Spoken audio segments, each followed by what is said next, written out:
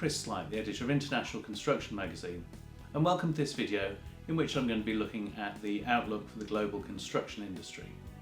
Most of the information I'm going to present here is taken from the pages of International Construction, so if it interests you, I would encourage you to go online, download back issues and register for a free subscription. In addition, we produce a yearbook called World Construction which gathers up a lot of this information. The most recent version was published at the start of 2015 and that's available to buy from the information store. But let's have a look at this year's outlook. So what I've put up here is global GDP growth from the International Monetary Fund, the IMF. And the reason I'm looking at this is it tracks pretty closely to construction growth. So GDP forecasts can be very useful in telling you where the construction market is going. The first thing you see is that developed markets are fairly flat. The pick of the bunch is probably the US, but with growth of just 2.5% at the moment, that's not exactly inspiring. But in a sense, we're used to that. Developed markets don't normally grow that fast. It's normally the emerging markets which are more dynamic, but not this year. If you look at Latin America and the Middle East, North Africa region, they're pretty subdued by any standard, especially their own. And that of course all relates to low global commodity prices. CIS, which is dominated by Russia, is a disaster, and that of course is a function of the low commodity price as well as the sanctions placed on Russia by other countries. Southern Africa isn't bad, but again commodity prices are taking their toll because this region normally grows at well above 5%. So developing Asia is probably the pick of the bunch, but again growth here has been better. And the world growth that we see of about 3.3% is the lowest really since the crisis years. The picture looks like it'll generally improve in 2016. The US market is getting back to proper growth and there are going to be improvements in most emerging markets as those commodity prices rebound. But it still looks a little subdued. Developing Asia, which has been a motor, looks like it's slowing slightly in fact. But overall, world growth will be better, if a little downbeat. Now I'm going to take a look at construction growth, which generally follows the GDP trend. The figures tend to be very similar, but there are normally a few changes. And the forecasts and estimates that I'm presenting here come from a range of sources. The first thing to say is that the developed markets look pretty good. The US is the pick of the bunch. There's strong growth in the early summer, picking up from a slightly slow start to the year. So 5% growth this year could be a little conservative.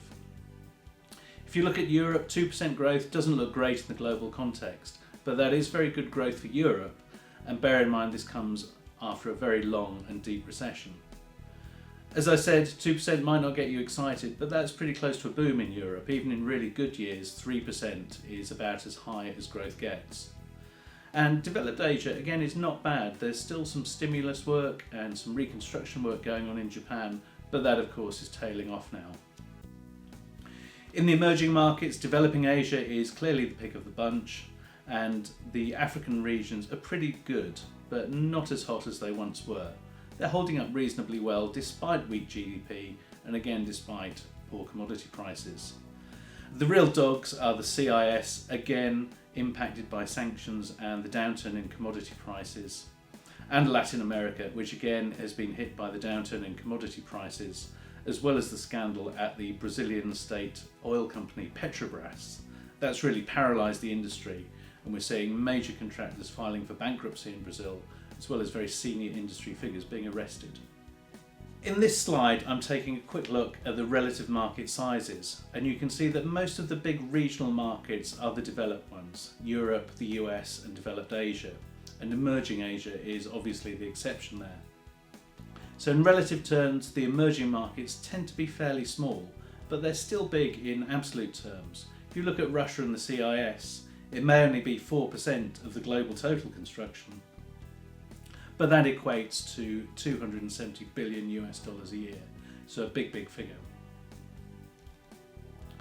Now what I've done here is plotted the size of the market and the growth projections together to give you an idea of what the most attractive ones are.